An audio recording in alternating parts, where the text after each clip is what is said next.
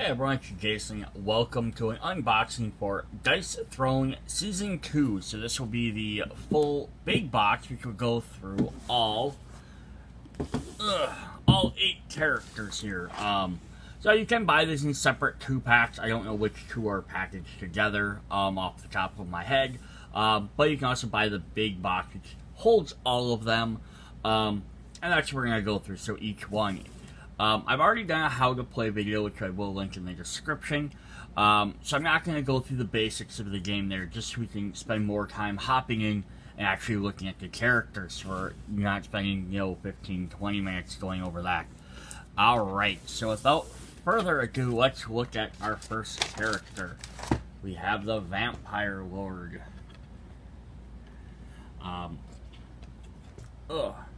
So all the characters come in these really nice trays. Now, they're not so tight that like you could flip them over and they're going to necessarily all stay in there, but they're going to hold all the components when they're in one of these cases or in one of the two-player boxes. But yeah, if you pull this out and you're like, hey, cat, can you throw this across the room? It'll probably like smack open. So every character is going to get their dashboard, which is going to be a trifold dashboard. Which will have all their abilities, which we will look at. You will get a character sheet. Now, this one has 2 because there was the original version 2, and then there's a later reprinted version 3 that came out. So we will just look at version 3, just so you know what the new one is. I believe you can order it from their website if you want a full card version. Otherwise, I'm sure there's a PDF file if you just want to download. This is what the updates are. Then the tray itself has a couple different slots. So all the characters are going to have their combat points, little guile, and then their health guile. So we won't spend too much time on each character's those because they function the same way. You have a spot over here for your regular tokens, spot up here for bigger tokens if you have any. Which some of the characters do, all your different unique dice, and then, of course, their personal deck of cards. Alright, so we're going to hop in, and, well, before we look at their cards, let's look at their abilities. So we have the Vampire Lord here, who's a complexity of 4. And if we flip her over, she has a couple of different powers here. So on the bottom here, it will show what her different tokens are. Just that's always a nice thing as well. She has blood power, positive status effect. When a player gets tokens, may spend them to activate each effect once per turn. One token, your offensive rolls result in an attack. Add 3 damage, this counts as an attack modifier. Spend 2 tokens to remove a status effect from a chosen player. This effect may only be activated during your main phase. 3 tokens to draw 2 cards. 4 tokens heal equal to the amount of damage your attack successfully dealt. This may only be played during the roll phase. Now it says if your attack successfully deals damage to an opponent, inflicted with 2 bleed tokens, gain a blood power at the conclusion of your turn. So okay, so she has to combine with using her bleed powers to gain these tokens, but then she can actually use them pretty well. She has Mesmerize, a positive status effect, forcing an opponent to reroll a die. A player with this token may spend it and roll 1 die. On a 5 to 6, you may force the opponent to reroll any 1 die. Okay, cool. So she gets it, she can spend it if she gets a 5 or 6. So she's kind of a gambly character. And then she has Bleed, negative status effect. Roll 1 die and upkeep. On a 1 to 4, receive 1 damage. Otherwise, remove the token. A player afflicted with this token must roll 1 die during their upkeep phase. On a 1 to 4, they are dealt 1 damage. On a 5 to 6, remove this token. Okay, so this again, it's interesting character, because nothing's ever guaranteed. She has 3 claws, 2 gazes, and 1 blood droplet. So, just as a quick comparison, so you can kind of see some of the different stuff on here. So they did, this side is the older one. They just upped the stack limit for blood power. they increase the damage, and then they just add some clarifications in there, like when you can do certain effects, and how to actually obtain blood power.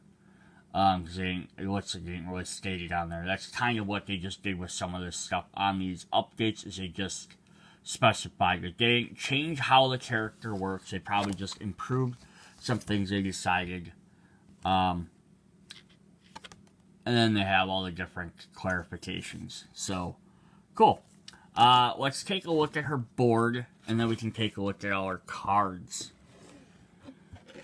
Alright. So, she's going to start with a Gouge. So I have 3 claws. There's 3 damage, 5 damage, 7 damage. On a 4 of a kind, she gains blood power. So it's nice that she has an additional way to do that. She has a Glamour, gain 1 CP, gain Mesmerize, and deal 4 undefendable damage. Saglomancy, which is blood mancy, basically blood magic. Heal 2 and gain 3 blood power. Okay, so good. She has plenty of ways to get that. Rend, deal 6 damage and roll 3 dice. Add 1 damage per claw on the gaze. And draw 1 card on a blood, gain 1 blood power. Cool. Possess is a small straight, deal 7 damage and roll 1 die.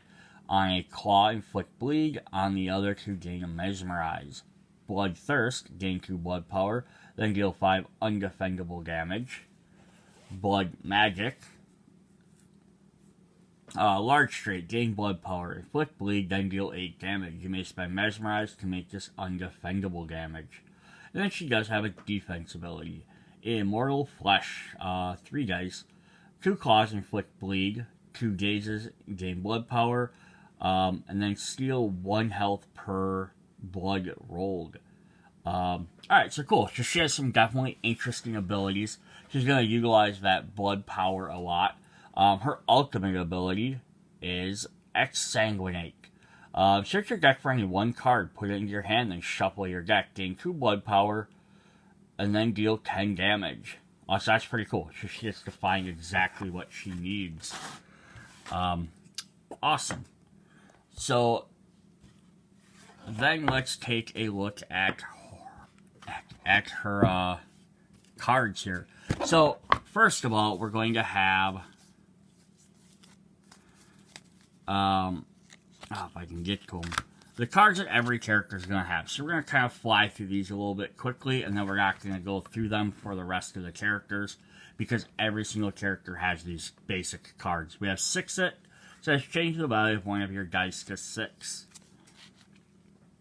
Beggar D. A chosen player may perform an additional attempt roll for up to 5 dice during their defensive roll. Helping Hand. Select 1 of your opponent's dice and force them to re-roll it. One more time. A chosen player may perform an additional roll attempt for up to 5 dice during their offensive roll. Samesies. Change the value of 1 of your dice to be identical to the value of another die. So Wild. Change the value of any 1 die. Try again. You or a chosen teammate may reroll up to 2 dice. Twice as Wild. Change the value up to any 2 dice. Not this time. A chosen player prevents 6 incoming damage. Those are our roll phase action cards. Our instant cards are getting paid. Gain 2 CP. Tip it. Increase or decrease the die by the value of 1. Bye-bye. Remove a status effect token from a chosen player. Double up. Draw 2 cards. And triple up. Draw 3 cards. And our main phase cards are Get That Out of Here.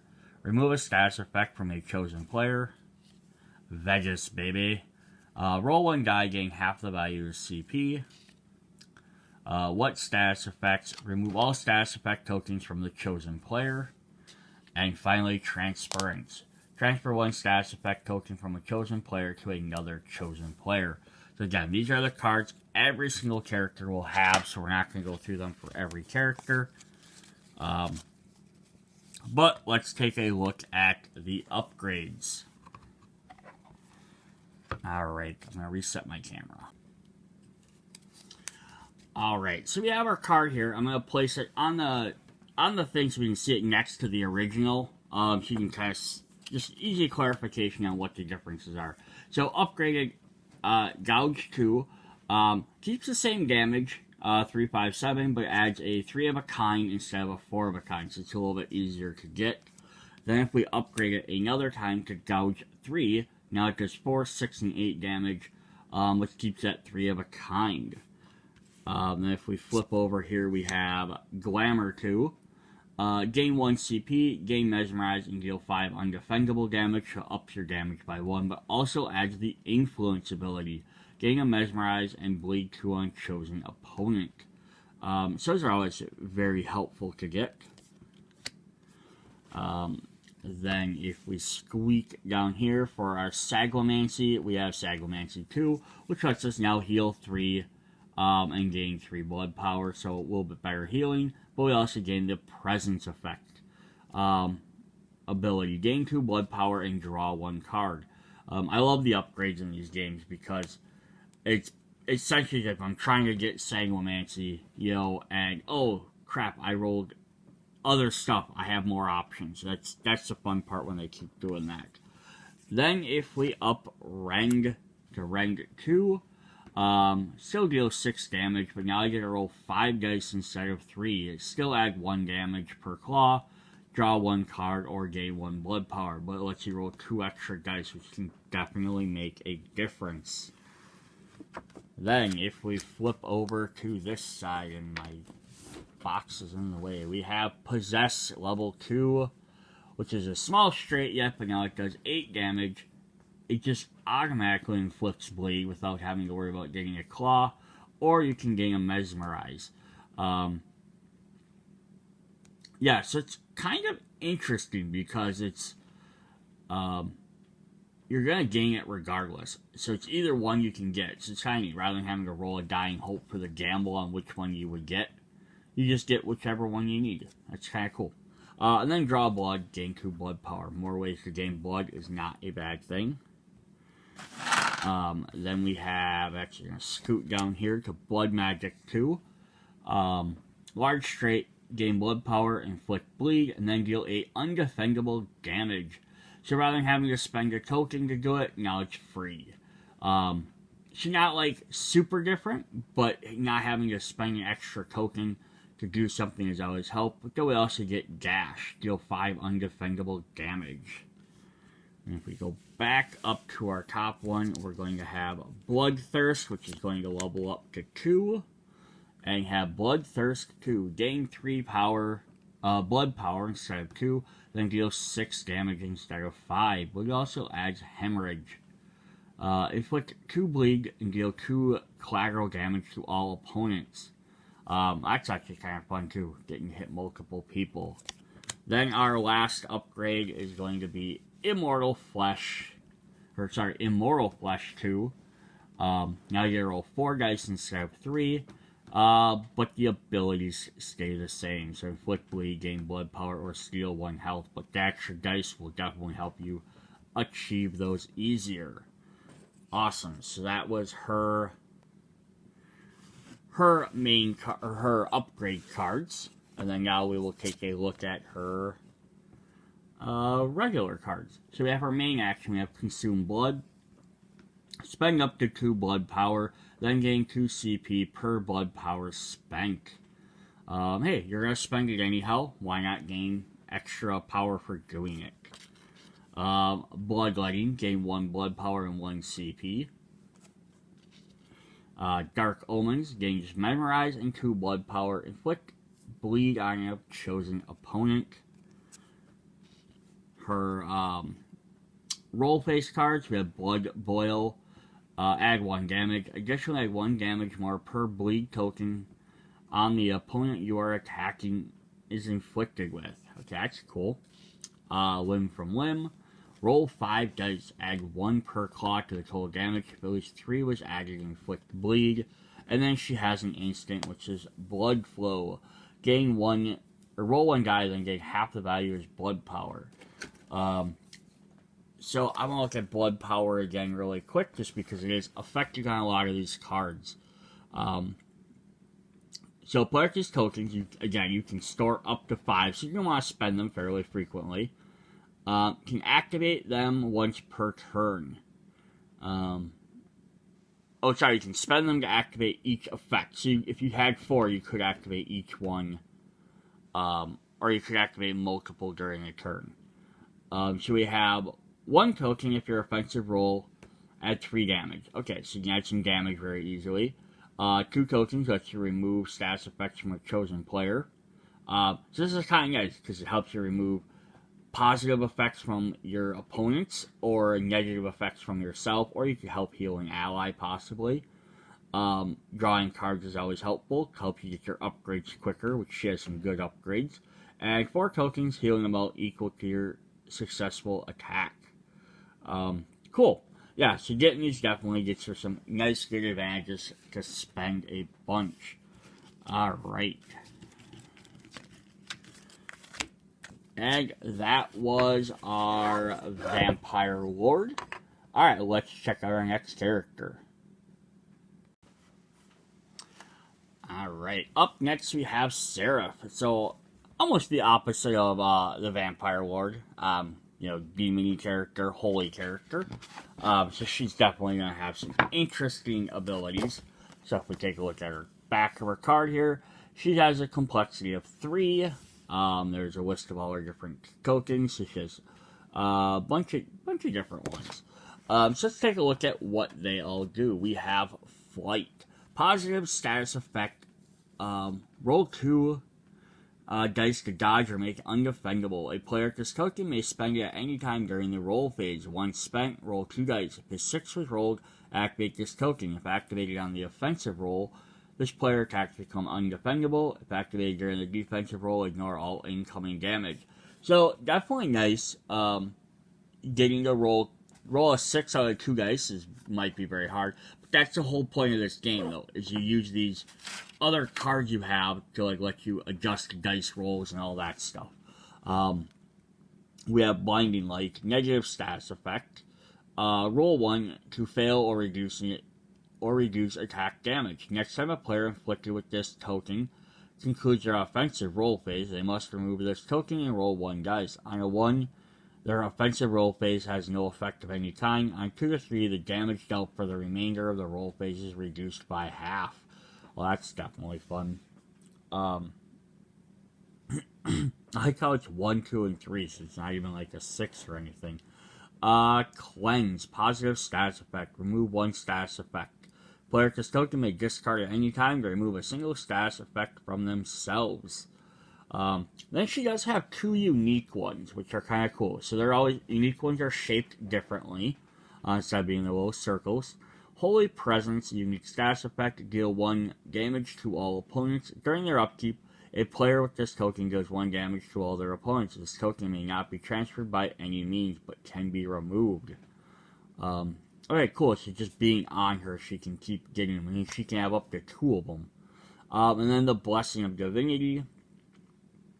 Prevent being defeated. Next time a player or team with this token have their health reduced to 0, remove this token and set their health to 1 instead.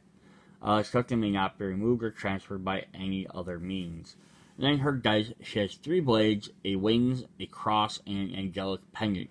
So having them, 2 different ones for 4 and 5, could kind of make some of her rolls a little bit harder to get.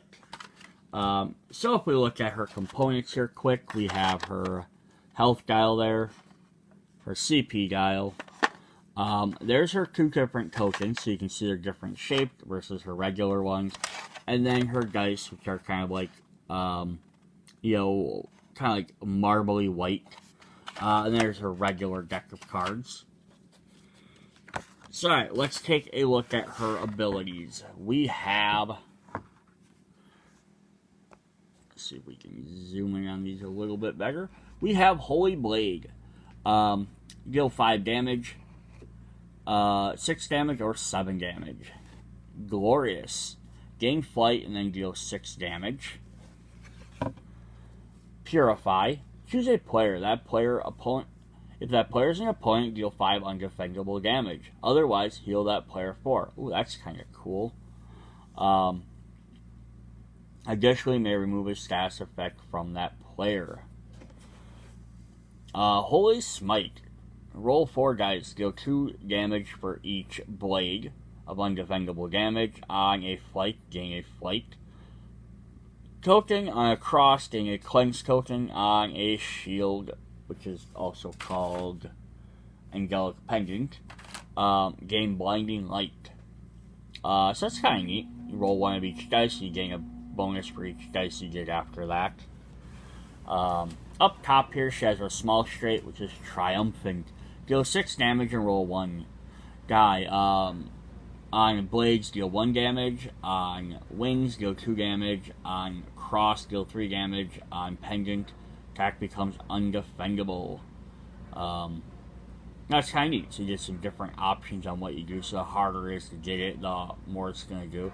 Although someone could argue undefendable versus 3 damage could be, very different.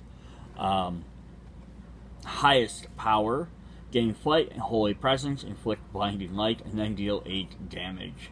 Oh dang. Yeah, that's going to be a hard one to get, but it's probably worth it. And Archangel's Will, large straight. Flight, gain flight, inflict blinding light, and then deal 8 damage. And then her defense is Angelic Mantle. Roll 1 die. On blades, deal 2 damage. On wings, prevent 1. On cross, prevent 2. Or on pendant, prevent 3. That's nice, because we don't see a lot. Not enough characters have defense abilities. They're kind of like reaction attacks. It's always fun to see those. And then her ultimate is Split the Heavens. Gain of Flight, Holy Presence, and Blessing of Divinity. Deal 13 damage. So that's the only way as of current abilities for you to gain that Blessing of Divinity will let you resurrect yourself. She's definitely a good reason to try and get her cards. Alright, so let's see what her upgraded versions are. We have Holy Blade 2, which ups your damage to 6, 7, and 8. And then Cherubim. Gain flight and gain a holy presence. So, hey, more options to gain that. Having a bunch of these flights, like I said, you have to roll a die and you're hoping for it. But if you have a bunch of them, you could keep spending them. So, using as many as you want, if you're gaining them fairly frequently, that's not a big deal. We can actually upgrade Holy Blade to 3, which keeps your damage at... Does it actually reduce your damage? It does. That's interesting. So now your damage goes back down to 5, but then it's up to stays at 7, and then your hard one goes up to 9. So that's actually kind of interesting because this one goes up on each one, and then this one lowers your base one but ups your higher one. But I have a 4 of a kind, you inflict blinding light. That's kind of a neat idea.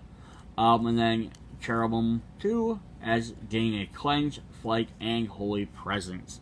So you're upgrading as you're also gaining that cleanse for the same amount. Alright, Glorious 2 lets you gain a flight and then deal 7 damage, so just 1 extra damage. But you can also take flight.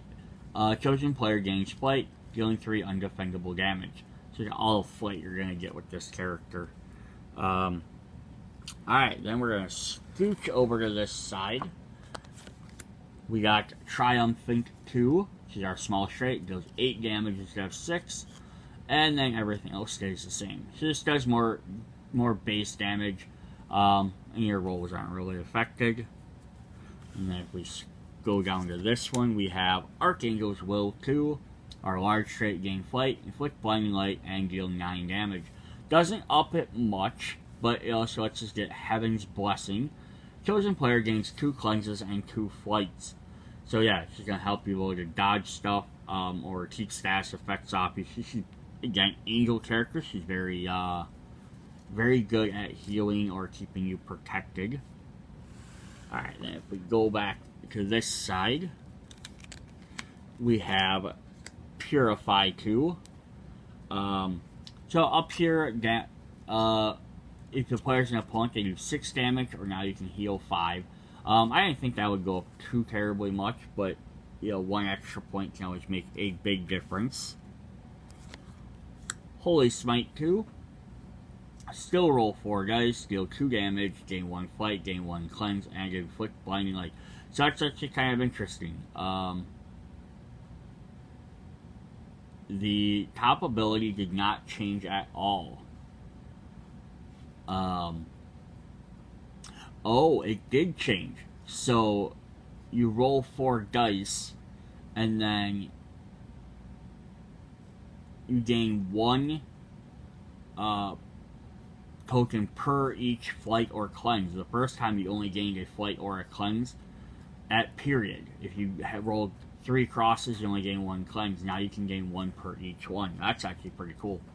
Then we have Holy Command. Heal 1 and deal 4 undefendable damage. That's not bad at all. Dealing extra damage, a little bit of healing.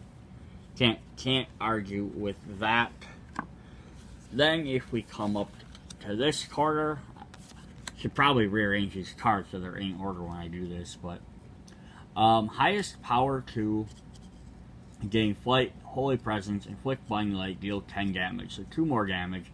But we also have divine visage, gain holy presence, 2 flight, 2 cleanse, and inflict blinding light. So it's basically the same as the one above it, just without the damage. But that's actually really a cool thing to get, because if you're trying to get your ultimate ability, or you need 5 of these pendants, this gives you a good upgrade. I like when they do these, because now it gives you, hey, I only got 3, at least I can do something with that, versus just having to throw that away. Alright, then her last upgrades are for her defense ability. We have Angelic Mantle 2. Still 1 die, but now you get to do 3 damage.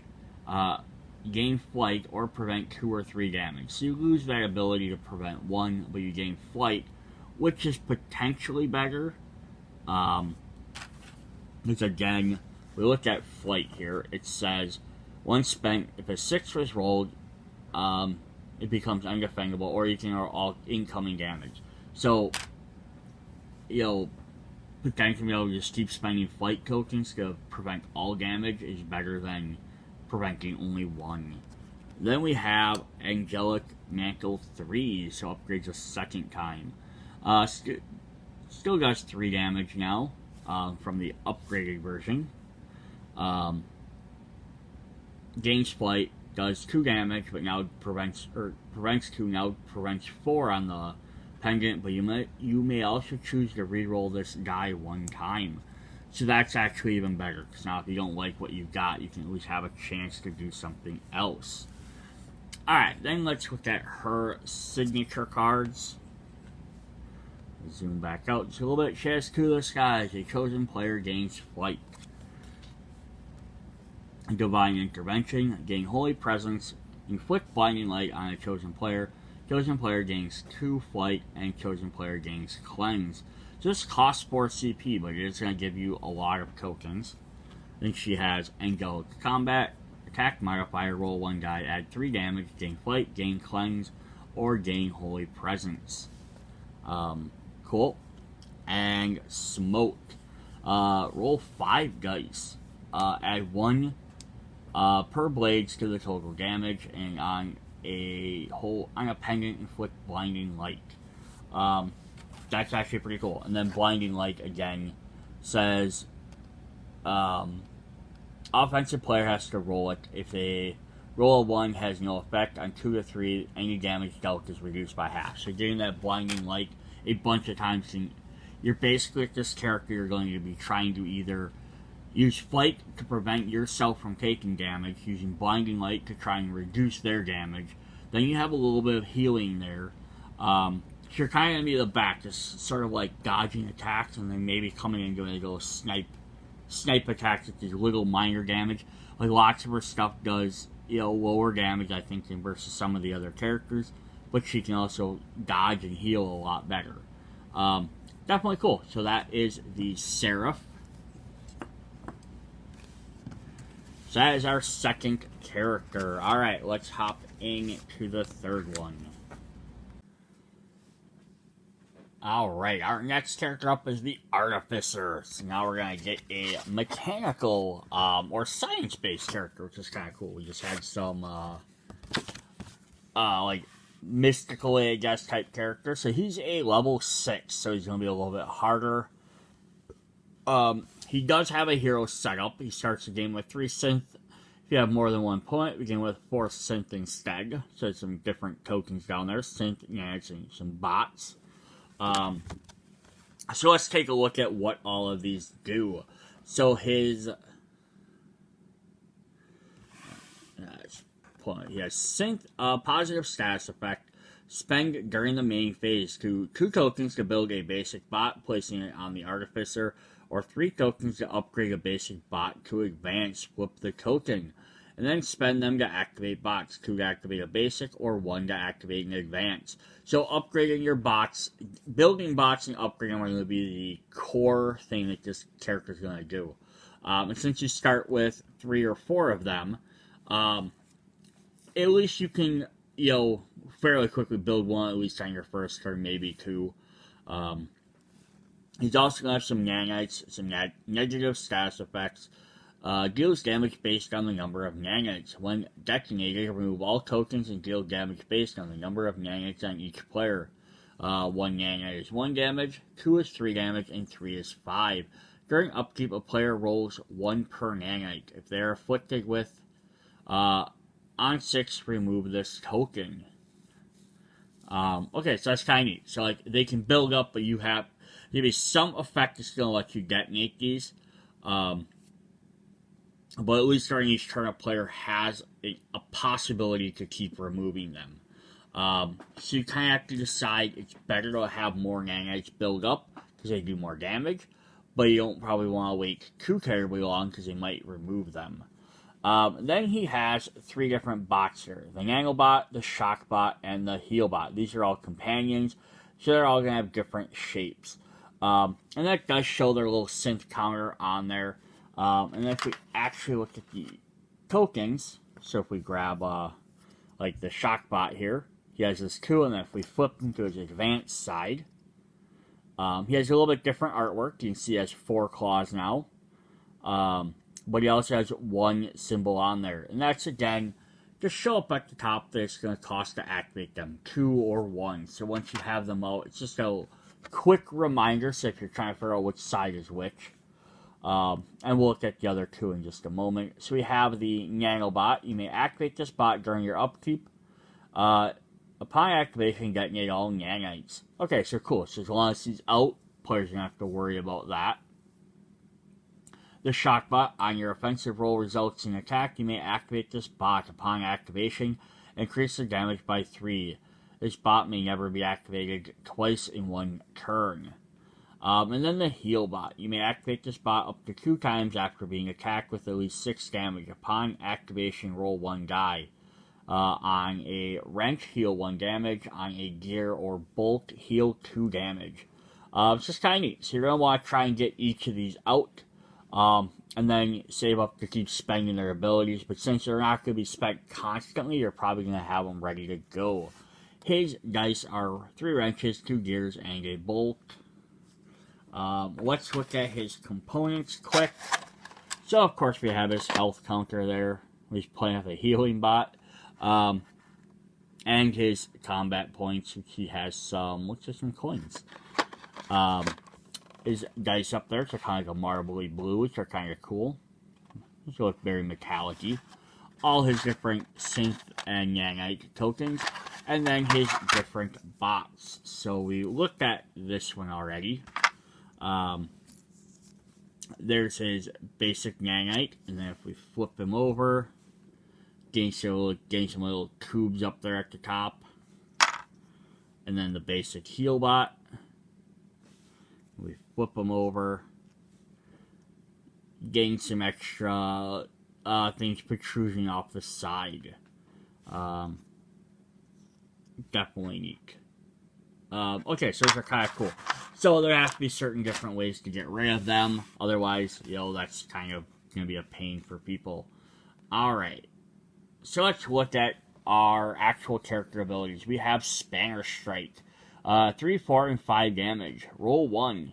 Or spend a synth to roll 3 instead. Okay, so that's cool. So alternate reasons to spend synth.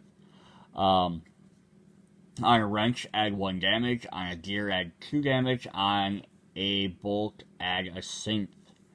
So yeah, you spend 1 synth, and you could potentially even get that synth right back. So that's kind of cool. Schematics. Draw 2, heal 2, gain 4 synth. So definitely gonna have a lot of synth. So one of these type of characters, you get tokens, use them. We have Scrap Collector, which is a passive. We don't see too many passive abilities. During your upkeep, gain a synth. You may spend up to 4 synth at any time to inflict a nanite on a chosen opponent. Okay, so that's our first way to inflict nanites. We have our bot that lets us spend them, but this is one way to use them. Eureka, gain 3 synth, and then deal 7 damage. So definitely, yeah, you get them synth to spend. Jolt, our small straight, is gain a synth, inflict a nanite, and deal 7 damage. Overclock, deal 6 undefendable damage, then activate up to 2 different bots, ignore normal activation requirements. Okay, so that's cool. So you can, you don't have to wait until to be healed. Because a heal bot, you have to take 6 damage. So here you can use heal regardless. Or shock bot, you can add extra damage regardless. Or nanites, you can just destroy stuff even if it's not your main phase. That's actually pretty powerful because the nanites, if you have to wait till your upkeep phase, your opponent might be like, okay, they can't do it this turn, they have to wait till their next turn to activate that to blow me up. So I have a chance to get rid of these tokens and stuff, and then this could hit, and all of a sudden, nope. So that's cool. Large Straight is Zap. Inflict nanite, deal 9 damage, then activate any one bot. Again, very powerful. And then defense, ratchet up. Defense roll of 4. Gain 1 synth per gear, and a bolt inflict a nanite. And then maximum power. Gain 2 synth, inflict a nanite, deal 10 damage, then activate up to 2 bots. So cool. So he has 3 different abilities that will let him activate abilities bots outside their normal time, which could be very powerful. Because your opponent might not be ready for them, or they might not meet those conditions. Alright, let's look at our upgrades. First of all, we have Spanner Strike 2. I wasn't sure if this was going to get an upgrade. So 4, 5, and 6, so ups each of the damage by 1. And all the rest of the abilities stay the same. So nothing super awesome there, but upgrades are always upgrades. Schematics 2. Gain 2 CP, draw 2 cards, heal 2, gain 4 synth. So it adds the extra 2 CP, which are, helpful for upgrades, playing cards. Then if we scooch down here to Eureka, level 2, gain 3 synth, and then deal 8 damage. So just a little bit extra damage, but we also get Scratch Built. Building an advanced bot of any type or upgrading advanced bots requires no synth. So that could be helpful. Like you're trying to get Eureka, you just didn't get that last gear. At least lets you build one of your bots if you haven't, or players are destroying them. Then we're going to swing over here to Jolt. And we have Jolt level 2. Small straight, gain 2 synth, inflict 2 nanites, and then deal 7 damage. It actually stayed the exact same, but we added nuts and bolts, gain 5 synth,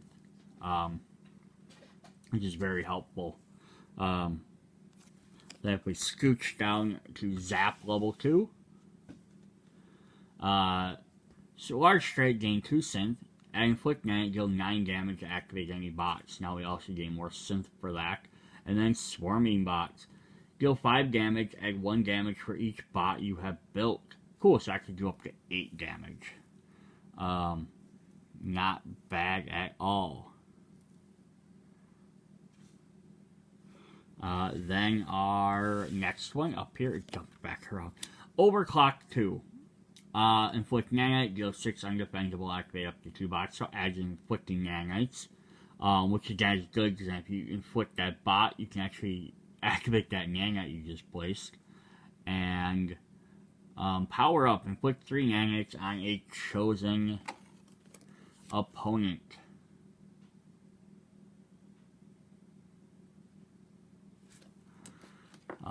Cool. Then we have upgrade for our defense. We have Ratchet up level 2. Roll 5 dice instead of 4. So on 2 wrenches, deal 1 damage. 1 gear, inflict a synth, and 1 bolt, inflict nanite. Just neat. So it's just going to let you also do some extra, potentially do some extra damage. Then our last upgrade is going to be for our passive, Scrap Collector, level 2. During your upkeep phase, roll 1 die. To gain 1 wrench, gain 1 synth on a gear or bolt, gain 2 synth. You may spend 4 synth at any time to inflict nanites on chosen opponent. Okay, cool. So instead of just automatically gaining 1 anyhow, you roll a die and you have a potential to gain 2. It's not a bad upgrade at all. Then, if we look at our signature cards, we're going to have, zoom back out a little bit, we have Arcing Shield for our roll phase. Play only after being attacked. Prevent 2 incoming damage. You may spend 1 synth to prevent 3 instead. And then Robo Revenge. Play only after being attacked. Prevent the 2 incoming damage and inflict nanites on your attacker. Cool, so extra defense abilities, which are always nice. Then we have a bunch of instants here. High Voltage, gain 2 synth. Pretty straightforward. Just like we have 1 for some of these bots. We have Nanite Assault. Inflict nanite on chosen opponent. Conductivity. Roll 1 die on a wrench, gain 2 CP. On a gear, gain 1 synth. And a bolt, inflicting nanite on chosen opponent. And then, ooh, shiny. Roll 1 die, gain half the value of synth. So you're going to get a lot of synth in this game, which is, for the most part, used to place your bots and activate them. It's definitely worth using a lot. And if your opponents keep removing your bots for some reason, because although they're companions, they're still considered tokens, so people could keep removing them with different abilities somehow. They're not status effects, though. But they could get rid of them. But even still, the more tokens you have, the quicker you can upgrade. And then you don't need to worry about that. And then you can do your Spanner attack a lot. To do this would be very helpful. Yeah, so definitely an interesting character. You can see why all the other officers rated as 6, because a lot of it's going to revolve around building up that synth and then using that to boost your different effects. Especially trying to place the nanites and use your nanites to do extra damage that way. Or having synth ready to build up for either healing or using your shock bot at specific times. Because they need to have certain timing to do it. So you want to make sure your tokens are ready to go. And there's a thing, people would keep removing your synth. If they can't remove your bots, they could get rid of your synth and make it so you can't activate abilities. Definitely a neat character. Alright, so let's hop. Alright, so we went from a mechanical character to a very mystical character. We have the Cursed Pirate. Cursed Pirate has one of the most unique effects I've seen, because you actually have 2 different boards. You have the regular Cursed Pirate side, and then there will be an effect that flips over to the other Cursed Pirate side. And we'll take a look at what all that does and how that operates, of course. But let's look at her player card here quick. So I can move this up a bit so you can see what we're looking at. She's a complexity of 4. Hero side, before you start the game, gain 3 cursed doubloons and place them on your human side up. You have 6 cursed doubloons total, powder kegs, parlay, and wither tokens. So how do these tokens work? Cursed doubloons. stack limit, either 5 or 3. And now, although these are round, they are unique because they're quite a bit bigger than the other tokens. So we have receive 1 damage during upkeep phase except pirate. So any player other than the pirate afflicted with the cursed doubloon is dealt 1 damage per cursed doubloon during their upkeep. These persistent tokens may not be moved or removed from any player except as a result of an ability on the pirate's hero board. Whenever the pirate would gain a cursed doubloon, she may choose not to. Cursed doubloon tokens may stack up to 5 on the pirate and up to 3 on anyone else. So you can get up to 5, you can kind of hold on yourself, you can give them to other players to deal damage every turn. But this is going to be a big thing with her and her ability and how that works. But we'll get to that in just a sec. We have Powdered Kegs. Negative status effect. Roll 1 die in upkeep. On a 1-2, receive 3 damage. On 6, pass it to anyone else. The player afflicted this token must roll 1 die during their upkeep. On 1-2, the keg blows up. On 3-5, nothing happens. On 6, the afflicted player to Powder Keg may transfer the token to a chosen player. Additionally, if a player becomes inflicted with a Powder Keg while already inflicted with a keg, the first keg immediately blows up. When the keg blows up, remove it and deal 3 damage as an isolated source of undefendable damage. So that's kind of neat. So it's like hot potato. Then we have Wither, negative status effect. Attacker deals -1 damage per token. If a player with a Wither token would deal damage as a result of their offensive roll, reduce that damage by 1 per Wither token. Attack modifier, persistent. So stay on unless something removes it, and it modifies your attack. And then Parlay, negative status effect. Deal no damage when attacking. A player inflicted with Parlay may not deal any damage as a result of their offensive roll, although the other effects may still happen. At the conclusion of the roll phase, remove this token. So that's kind of cool. 3 cutlasses, 2 booties, and a skull. Alright, then if we look at her cards, we have there's her regular tokens, there's her health meter, and her combat points with her human and skeleton form. And her dice, which I love this pearly marble. It's kind of like purpley mist.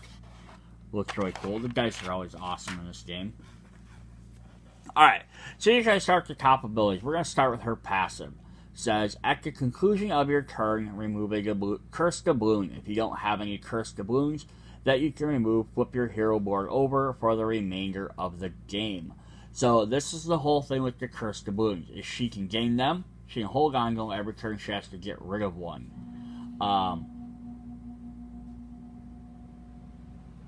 It says whenever she would gain one, she can choose not to. So this kind of goes back and forth because you could choose to not, either choose to keep them on you or try and gain more so that you don't have to flip over so you can use this side of the board. Or you can choose to not gain any if someone's going to give you one, let these run out, and then flip over to the other side. So you kind of play kind of depending on which side of the board you want to use and what you want. So this does make the character a little bit more difficult. So she starts with Cutlass Strike. Deal 5 damage, 6 damage, or 7 damage on 4 of a kind. Inflict Powder Keg. X marks the spot. Gain 1 CP, then roll 3 dice. Deal 2 damage per sword. 1 defendable damage. Draw 1 card per chest. And gain 1 per skull cursed doubloons. Again, you can choose not to gain them if you're trying to get rid of them. Walk the plank. Choose 1 to steal 1 CP, or opponent discards 1 card of their choice. Then deal 7 damage. Up here we have her large straight and small straight on the same one. We have Light Diffuse. Small straight, inflict Powder Keg, then deal 7 damage. Large straight, inflict Powder Keg, then deal 9 damage. Black Spot. Gain a cursed doubloon, inflict Parlay, and deal 7 undefendable damage. Shiver Me Timbers. Deal 7 undefendable damage. You may remove as many cursed doubloons as desired. And her defense ability is Ahoy Matey. Defense roll 4, deal 1 damage per sword or cutlass, 1 CP per chest, prevent 2 per skull, and on 2 cutlass and a skull gain a cursed doubloon. Interesting. Alright, and then she has her ultimate is Pirate's Touch. Deal 12 damage, gain 2 cursed doubloons, inflict parlay, and a powder keg. Alright, so then if we flip her over to her transform side, she has another cursed passive. During your upkeep phase, receive 4 damage. This damage cannot be reduced or prevented in any way. The opponent's offensive roll phase does not result in an attack. They are inflicted with a powder keg. So, this is the one big thing. Is you're like, why wouldn't you want to flip over? This is a big reason, because you're going to consistently take 4 damage. So, you gotta kind of be prepared for that. But we basically have upgraded versions. We have Soul Cutlass, does 5, 7, and 9 damage. 3 of a kind, inflict powder keg. So, let's try and see if we can kind of flip that. So there it was 5, 6, and 7. And this will up to 5, 7, and 9. And we have Dreadmark, gain 2 CP, then roll 4. Deal 2 damage, undefendable damage, draw 1, and inflict 1 cursed doubloon. So her Dreadmark here now does...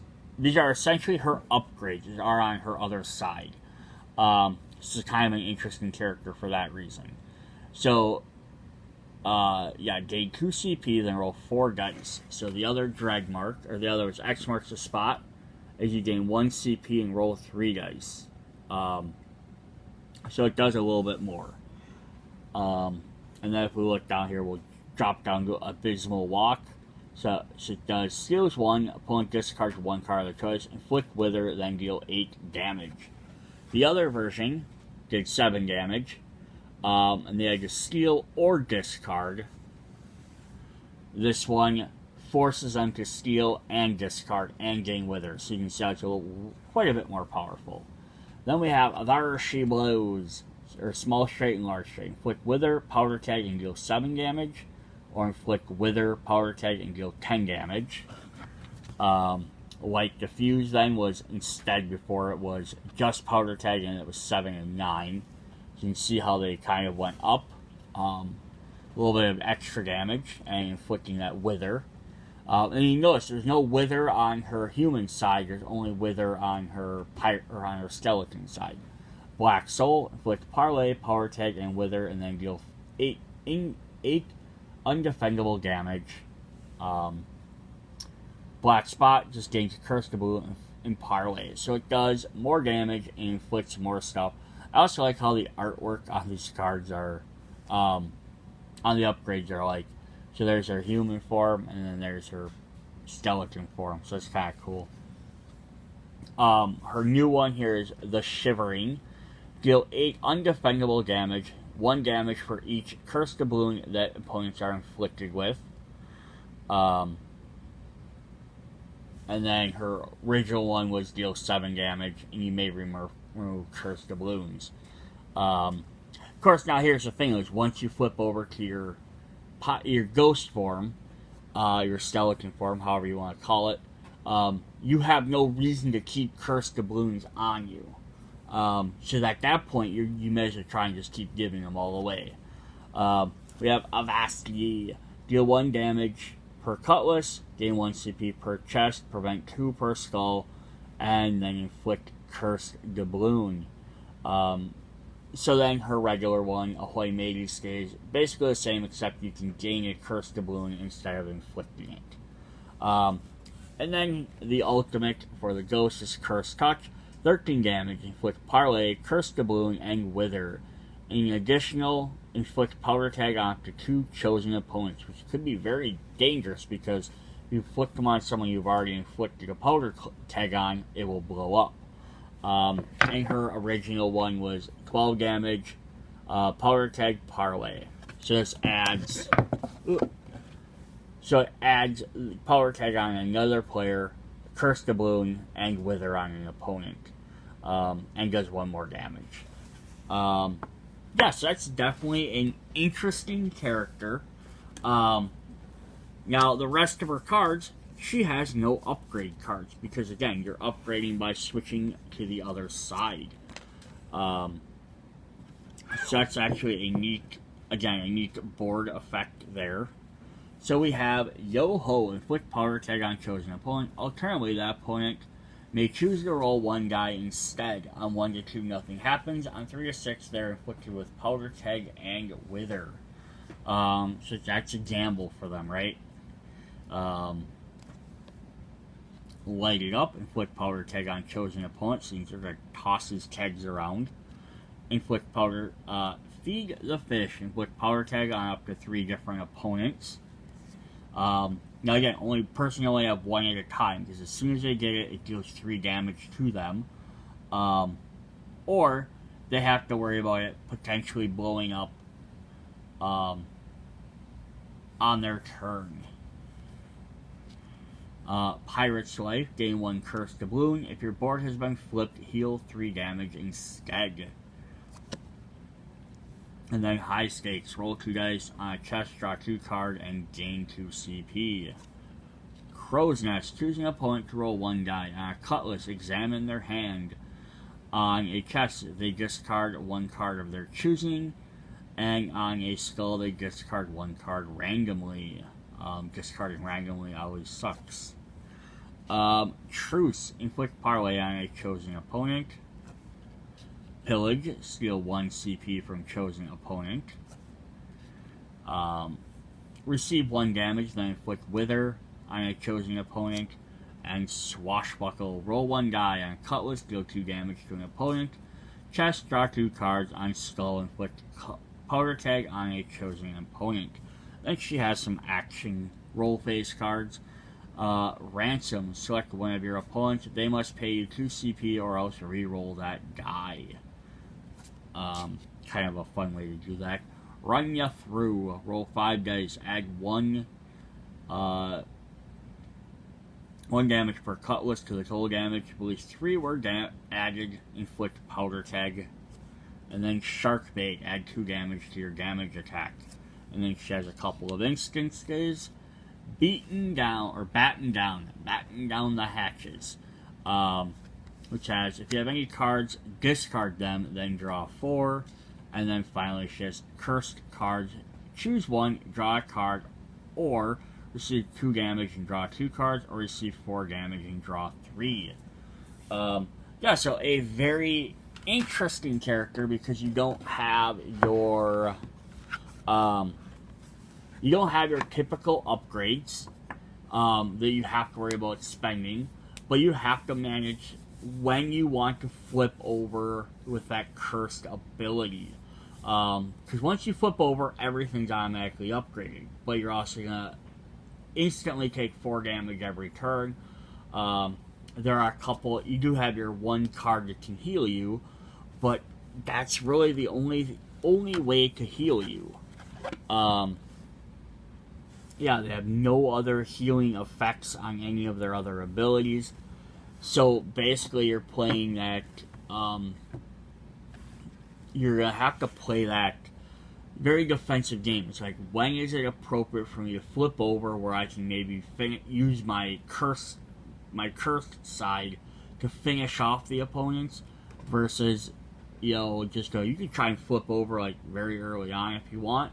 Have access to all your upgrade abilities. All the dice roll the same. They're all the same number of dice. But one thing this character does lack versus other characters is because most other characters, when they get upgrades, they gain additional abilities on their cards. So it's usually like, if you normally need to roll, like the 4 skulls, they would have eventually an upgrade where you only need to roll 3 skulls. Or you have options for different combinations. This character doesn't have that. So you have less options on stuff you roll. So it's going to be more a lot, I think, based on using your CP to play your cards and inflicting them powder tags. But definitely interesting character to play. Alright, so that's what we have for Dice Throne 2. Dice Throne Season 2, Part 1. We'll pick back up with part 2, and we'll go over the other 4 characters. Just because all these videos get way too long. So, hope to see you guys then. Bye.